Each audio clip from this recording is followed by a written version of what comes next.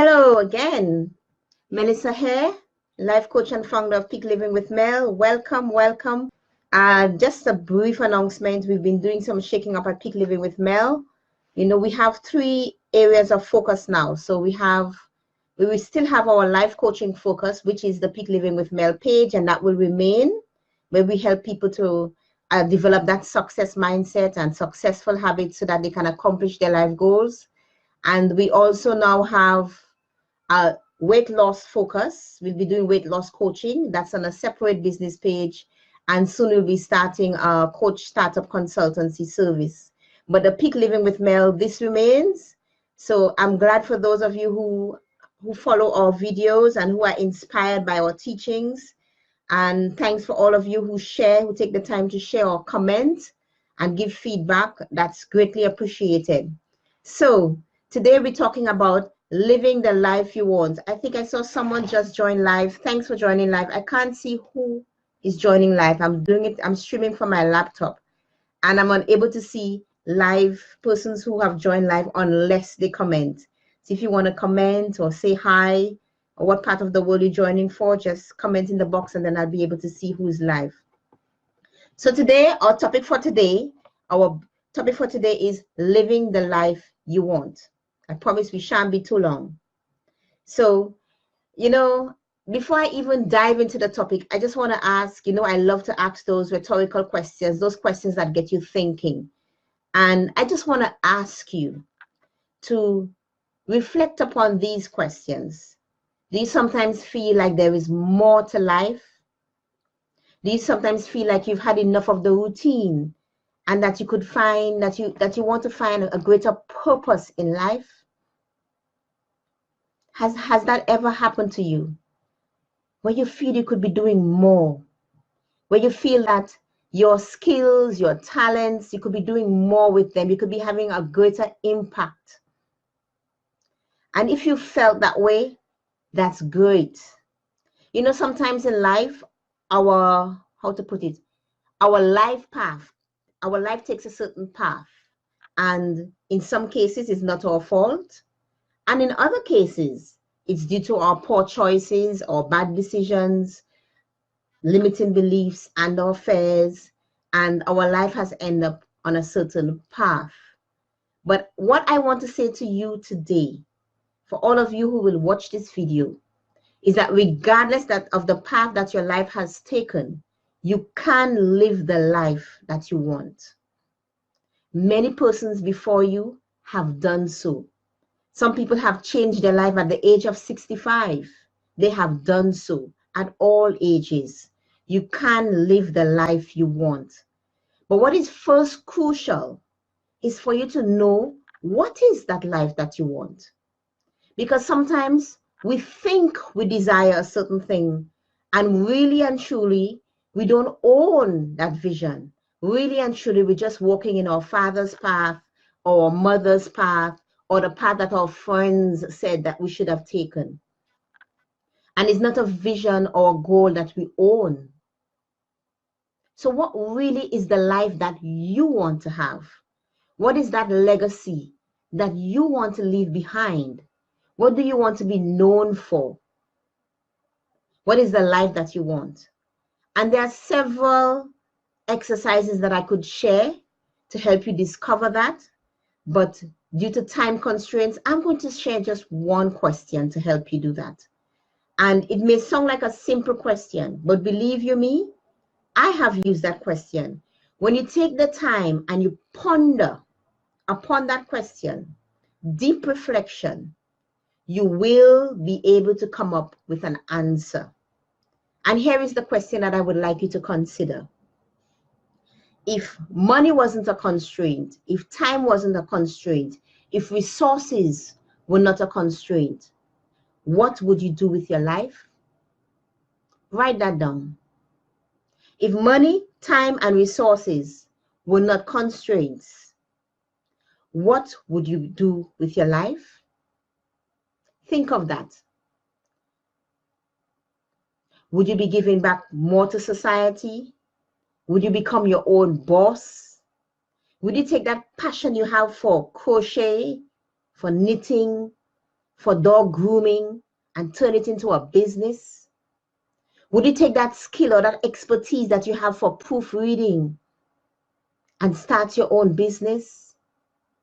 Would you take that character trait that you have of caring for others and become that nurse, get out of that job sitting behind that desk, not doing what you really want to do, and what you truly want to do is to work in the care industry where you can truly care for others? If money, time, and resources were not a constraint, what would you do with your life? And this will give you an answer to discovering the life that you truly want. If money, time, and resources were not a constraint, then I, for instance, will be doing exactly what I'm doing now, working from home, being there for my kids and for my family, and making an impact in other people's lives, empowering others. What would you be doing with your life? What would leave you feeling fulfilled at the end of the day? What would give you a great sense of purpose? What is that thing that you'll be doing that you can just get lost in it? That you get into the flow and you just get lost in it? What would you be doing with your life? And then when you've discovered the life that you truly want, unfortunately, there are some things that come and put stumbling blocks in our way. And I can talk about a whole lot of those things now. But again, it's impossible to address them all in this short video. So let me just mention a few. What are some of the things that prevents us from living the life that we want? On top of it, our comfort zone. You know, your comfort zone gives you a false sense of security. It does. I call it a false sense of security. Why? Because when you're in your comfort zone, you don't take the risk. You don't step out and go after that dream that you want to go after. And you remain within the boundaries of that comfort zone. And you believe that you're secure. But it's a false sense of security. Why? Because you're not truly living the life that you want to live. So your comfort zone. You know, Dale Carnegie says that all life is a risk. And those who accomplish the most are the ones that are willing to take the most risk. I'll repeat that. Dale Carnegie says that all life is a risk, and those who accomplish the most are the ones who are willing to take the risk. And this is what your comfort zone does. It prevents you from taking that risk. Another thing that prevents us from living the life we want is fear of change. We've made the decision to change. But then suddenly, again, we get stuck in that false sense of security. And then the uncertainty clouds our mind and clouds our thoughts. And we begin to think upon all those thoughts of what if. But really and truly, all those what ifs are limiting beliefs and disempowering thoughts that are standing in your way from living the life you want.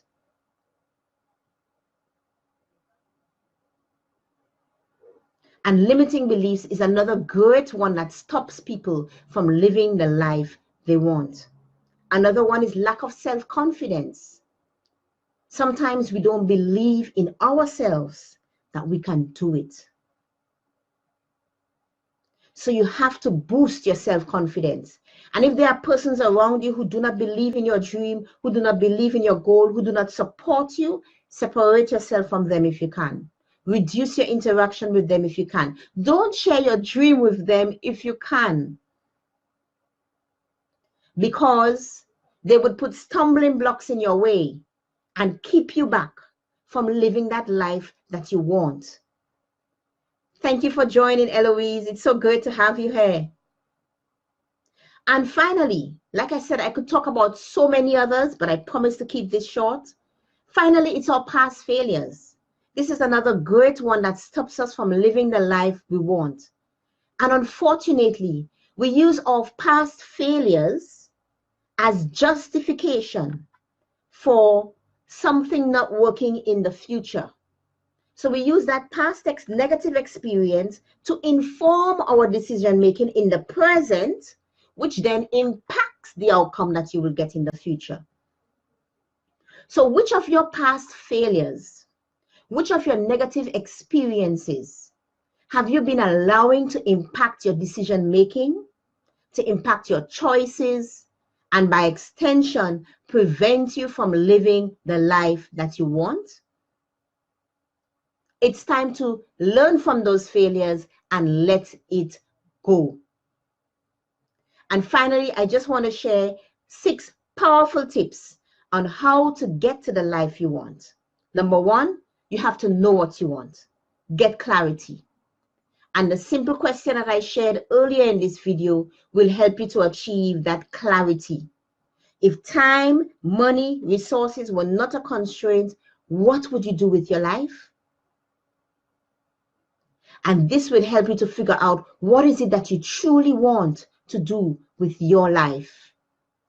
What would give you the most purpose? What will make you feel fulfilled at the end of the day? So you have to know what you want.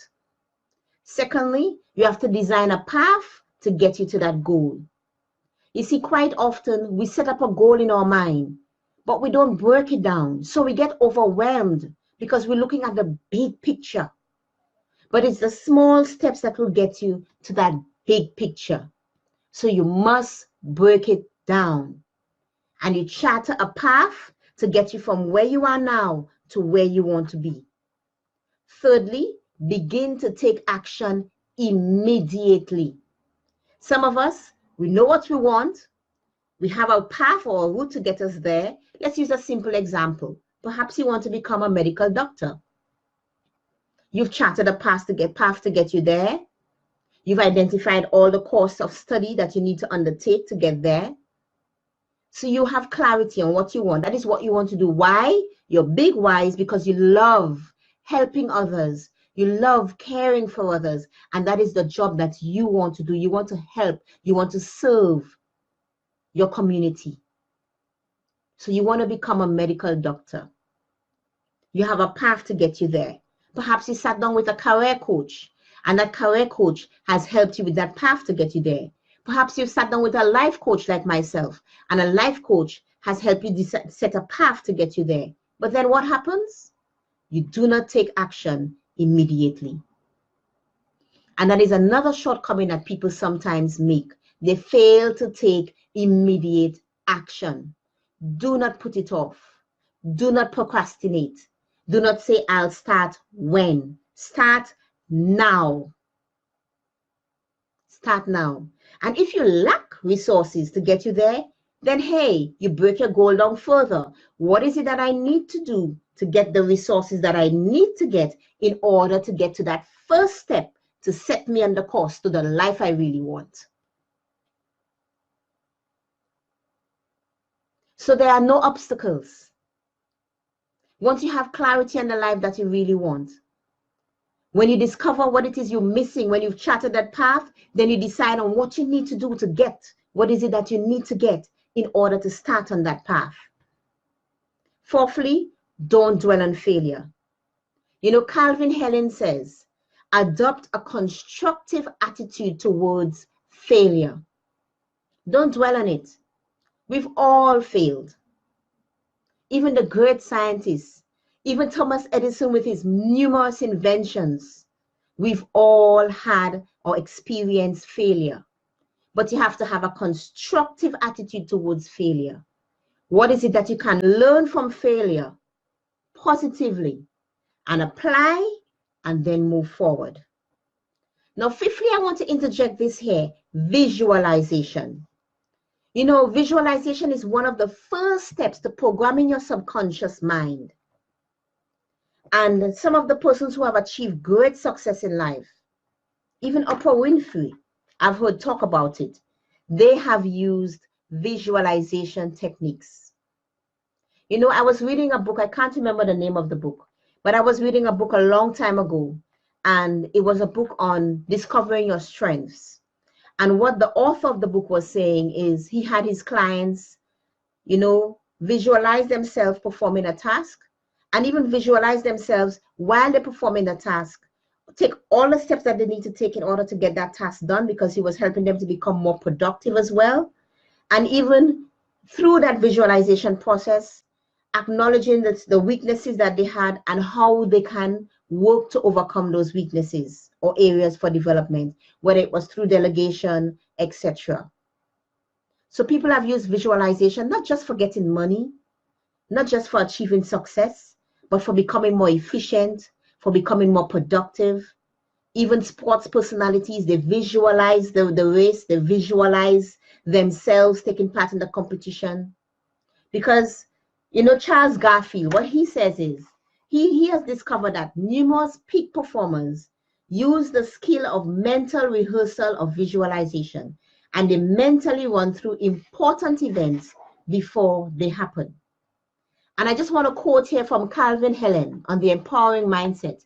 And he refers to Jack Canfield, who says, your creative subconscious mind, it doesn't think in words. It can only think in pictures. Therefore, if you want to harness the power of our subconscious mind, we can do so by visualizing precisely what it is we wish to accomplish. So the visualization is a powerful way to effect change, because our subconscious mind are like graphic processors that imprint detailed images, and they perceive meaning instantly and directly onto our emotions and psyche. And he says, Jack Canfield, that visualization is one of the most underutilized tools for accelerating success. It is one of the most underutilized tools, because when you visualize, you are instantly sending that signal to your brain. And then your brain works with you, the reticular activating system. It works with you in helping you to identify maybe people in your life, in helping you to recognize resources or how you can access those resources. Your brain begins to work with you to see how you can get to that goal. So visualization is another powerful technique to living the life you want. Of course, we can't go into more detail in this video, but I've just given you some insights. And lastly, be flexible. Sometimes we set a path to our goal, a path to getting that life we want, and we believe that it has to be rigid, that if something happens and I have to come off that path, then I'm a failure. No, you aren't. Life happens, as they put it. Things happen. But what is important is that your goal does not change. Your route to that goal can change. Your path to that goal can change. But your goal does not change.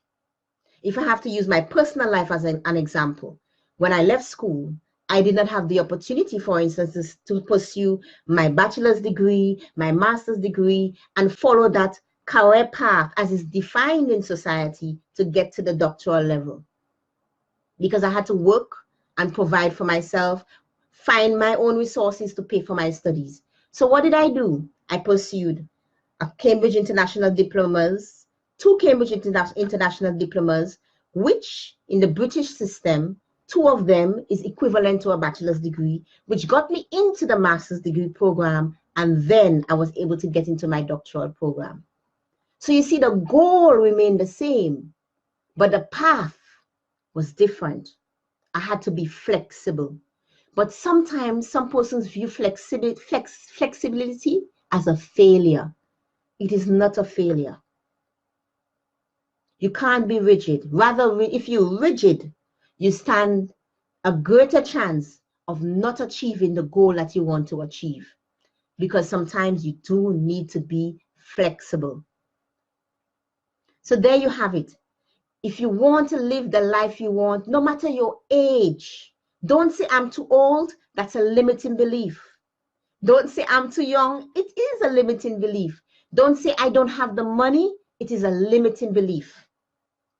Don't say I don't have the time. I have 4 kids, 4 children, my husband married, and I found the time to do my doctoral degree.